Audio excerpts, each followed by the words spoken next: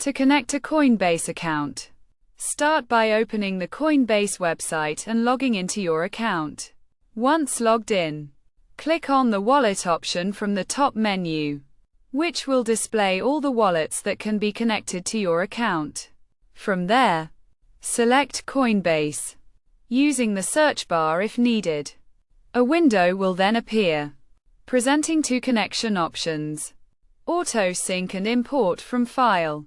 The Auto Sync option is easy and recommended, whereas the Import from File option requires manual effort.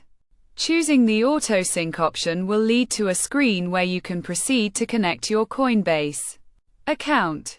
This will redirect you to the Coinbase website, where you will need to log in using your password or other security measures.